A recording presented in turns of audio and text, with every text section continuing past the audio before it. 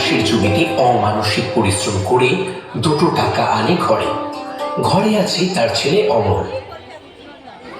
বাবা অমল, আয় বাবা, খেয়ে নে। আমাকে জমিতে যেতে হবে, তুইও স্কুলে যাবি তো? হ্যাঁ বাবা, কই দাও। এইভাবেই চলে মহেশের জীবন। তার বউ মারা গেছে প্রায় 17 বছর আগে। তারপর থেকেই সে তার ছেলে অমলকে কোলে পিঠে করে মানুষ করেছে। নিজে না খেয়ে ছেলেকে খাইয়েছে। মহেশ তার ছেলেকে খুব ভালোবাসে। তার চোখে একটাই স্বপ্ন, অমল যেন বড় হয় এবং ভালো মানুষ হয়। একদিন, বাবা, আমার ফাইনাল পরীক্ষার রেজাল্ট বেরিয়েছে, আমি ভালো রেজাল্ট করেছি। বাহ, খুব ভালো, খুব ভালো। আমি তো ভগবানের কাছে এটাই প্রার্থনা করতাম বাবা। আমি আরো পড়তে চাই বাবা। শহরে আমি একটা ভালো কলেজে সুযোগ পেয়েছি। বাহ, এ তো আরো ভালো খবর। তা কবে যাবি বাবা? 2-1 দিনের মধ্যেই আমাকে শহরে যেতে হবে বাবা। বেশ কিছু টাকা পয়সা লাগবে। টাকা? ঠিক আছে, আমি ব্যবস্থা করছি। হ্যাঁ, আমি ব্যবস্থা করছি। টাকা? টাকা কোথায় পাবো এবার? হ্যাঁ, টাকা তো নেই আমার কাছে, কিন্তু কিন্তু ছেলেটার ভবিষ্যতের কথাও তো আমাকে ভাবতে হবে। না, আজই কিছু জমি বিক্রি করার ব্যবস্থা করতে হবে। তাড়াহুড়ো করে নিজের চাষের অর্ধেক জমি বেচে দেয় মহেশ। সেই টাকায় অমল চলে যায় শহরে।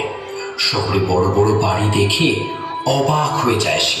বাবারে বাবা, কি বড় বড় বাড়ি, কত গাড়ি! আমাদের গ্রামে তো এসব কিচ্ছু নেই।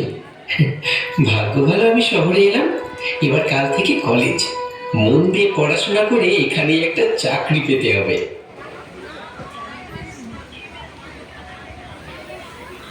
হাই, আমার নাম রাহুল। আমি অমল। Amal, interesting name. তা তোমার বাড়ি কোথায়? মাধবগঞ্জ গ্রাম। গ্রাম থেকে এসেছো? বাহ, আমি এখানেই থাকি। এখানে আমার বাবা গভর্নমেন্ট সার্ভিস করে। তা তোমার বাবা কি করে? এই রে, যদি বলি আমার বাবা চাষি, তাহলে এখানে আমার মান সম্মান কিছুই থাকবে না। না, আমাকে মিথ্যে বলতে হবে। আমার বাবা খুব বড় বিজনেসম্যান। আমাদের অনেক বড় বাড়ি, 4-4টে গাড়ি। বাহ, দারুণ ব্যাপার। তা আমরা কি বন্ধু হতে পারি? হ্যাঁ, কেন নয়।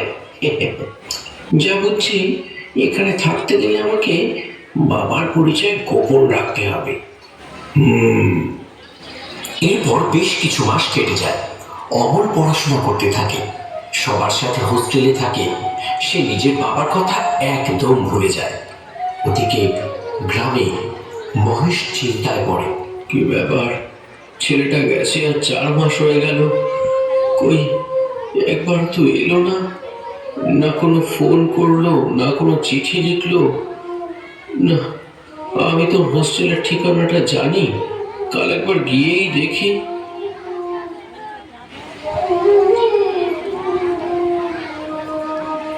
এই এত বড় বাড়িতে অমলকে আমি কোথায় খুঁজি? জীবনে প্রথমবার এত বড় বাড়িতে এসেছি, কিছুই তো বুঝতে পারছি না। আরে, ওই তো ওই তো আমার ছেলে। বাহ, কি সুন্দর দেখাচ্ছে। শুট ফুট পরে একেবারে সাহেব হয়ে গেছে। অমল, বাবা অমল। আরে, এ কি, বাবা আবার এখানে কি করতে এসেছে? উফ, হয়ে গেছে, গান নয় কি এটাই। জ্বালা। এটাই নিয়ে অমল, হাসি আমার। কেমন আছিস বাবা? ভালো, কিন্তু তুমি আবার এখানে কি করতে এসেছো? কি করতে মানে? তোকে দেখতে। এই কমাসে একবারও যে দেখিনি তোকে। আহ, অত দরকার কি আছে? আমি এখানে ভালো আছি, যাও তো বাড়ি যাও। হ্যাঁ, সে কি রে অমল, এতদিন পরে তোর সাথে দেখা হলো, নিজের ঘরে পর্যন্ত ডাকবি না? আহা, তোমাকে আবার ঘরে ডাকবো কি? যাও, গ্রামের মানুষ গ্রামে ফিরে যাও, আমার অনেক কাজ আছে। কে রে লোকটা? ও কেউ না, আমাদের বাড়ির কাজের লোক, বাবা পাঠিয়েছে মনে হয়। কাজের লোক? শেষ পর্যন্ত আমাকে কাজের লোক বানিয়ে দিল? না, আমি আমি আর কোনোদিন এখানে আসবো না। আর আর কোনোদিন অমলের মুখ দেখবো না। এরপর কয়েক বছর কেটে যায়। মহেশ রোজ ছেলের কথা মনে করে চোখের জল ফেলে। আর ওদিকে অমল শহরে থেকে শহুরে মানুষ হয়ে যায়। কলেজ পাশ করে ওখানেই একটা কোম্পানিতে চাকরি পায় সে। প্রথম দিন অফিসে ঢোকা মাত্রই তার বস ডেকে পাঠায় তাকে। আসবো স্যার? আরে এসো এসো, welcome to the company. Thank you sir. তা প্রথম দিন কেমন লাগছে অফিসে? ভালো স্যার, এখানে সবাই খুব ভালো। এটাই আমার পরিবার। আজ থেকে তুমিও আমার পরিবারের অংশ, এটা মনে রেখো। আর কোনো অসুবিধে হলেই আমাকে বলো। আমার এমপ্লয়ীদের জন্য আমার দরজা সব সময় খোলা। ঠিক আছে স্যার, মনে থাকবে। যাও, এবার মন দিয়ে কাজ করো। স্যার খুব ভালো মানুষ তো। প্রথম চাকরিতে আমি এখানে এত টাকা মাইনে পাচ্ছি। বাহ বাহ, এবার জীবনের বাকি স্বপ্নগুলো পূরণ করতে হবে। আজ এত বছর হয়ে গেল, ছেলেটা খোঁজ পর্যন্ত নেয় না। শহরে গেলে কি সবাই এরকমই পাল্টে যায় কি জানি। মহেশ দুঃখ করতে থাকে, আর ওদিকে অমল একের পর এক জিনিস কিনে তার স্বপ্ন পূরণ করতে থাকে। কিছুদিনের মধ্যেই গাড়ি বাড়ি কিনে ফেলে সে। অফিসের বসের সাথে তার ভালো ভাব জমে ওঠে। কিন্তু একদিন অফিসের বস ঘোষণা করেন, শোনো সবাই, কাল অফিসে একটা পার্টি অর্গানাইজ করছি। এই পার্টির একটা বিশেষত্ব আছে। আমরা সকলে এই পার্টিতে আমাদের বৃদ্ধ মা বাবাদের নিয়ে আসব, ঠিক আছে? কাল সন্ধে 6টায় এখানে দেখা হচ্ছে তাহলে। এবার আমি বাবা মা কোথায় পাই? গ্রাম থেকে বাবাকে নিয়ে আসবো নাকি? না না না, ওই গাইয়া বাবাকে আনলে আমার মান সম্মান থাকবে না। তার থেকে বরং আমি বাবা ভাড়া করে আনবো। অমল সেদিন রাতে একজন অভিনেতাকে তার বাবা হিসেবে ভাড়া করে, ভালো টাকার বিনিময়ে। পরের দিন অফিসে সেই অভিনেতাকে নিয়েই পার্টিতে যায়। স্যার, ইনি আমার বাবা। বাহ, very nice to see you. আপনি যেন কি করেন? আগে চাকরি, ব্যবসা। মানে ব্যবসা ব্যবসা করে। ব্যাপারটা তো ঠিক সুবিধের মনে হচ্ছে না। তা আপনি কিসের ব্যবসা করেন? ওই তো মানে লোহার। লোহা? কিন্তু অমল যে আমায় বলেছিল সোনা। ও হ্যাঁ, মানে সোনালি, মানে সোনাটা তো লোহাই, মানে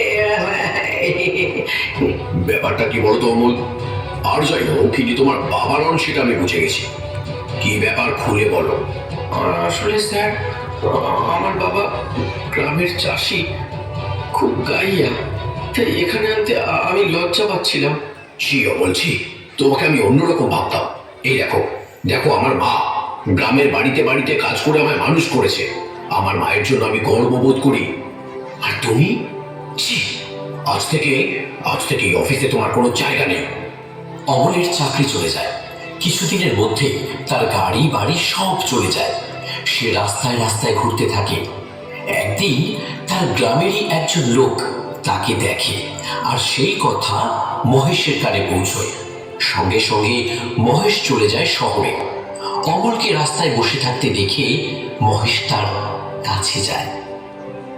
বাবা অমল, চল বাবা, বাড়ি চল। বাবা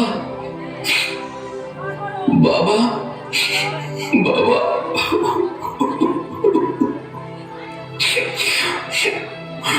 তোমার সাথে আমি কত খারাপ ব্যবহার করেছি, তাও তুমি আমার কাছে এলে বাবা। আমি যে তোর বাবা রে, তোর উপর রাগ করে আমি কি থাকতে পারি?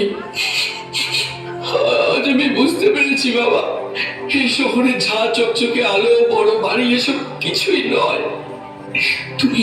তুমি হলে আমার আসল সম্পদ। আজ আমি আমার জীবনের আসল শিক্ষাটা পেয়ে গেছি বাবা, পেয়ে গেছি। অমল তার বাবার সাথে গ্রামে ফিরে যায়। অমল আসল শিক্ষা পায়, এই পৃথিবীতে বাবা মাই হলো আসল সত্য। আর এই সত্যকে আঁকড়ে ধরে অমল বাঁচতে চায়।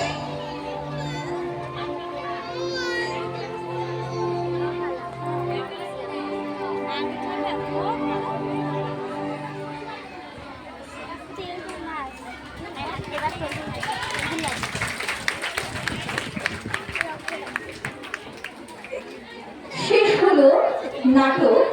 পরিবেশন করলো ভবানীপুর কিন্ডারগার্টেন স্কুলের ছোট্ট ছোট্ট ছাত্রছাত্রীরা। আসল শিক্ষা, মনুষ্যত্বের শিক্ষাটাই চরম শিক্ষা, আর সমস্তই তার অধীন।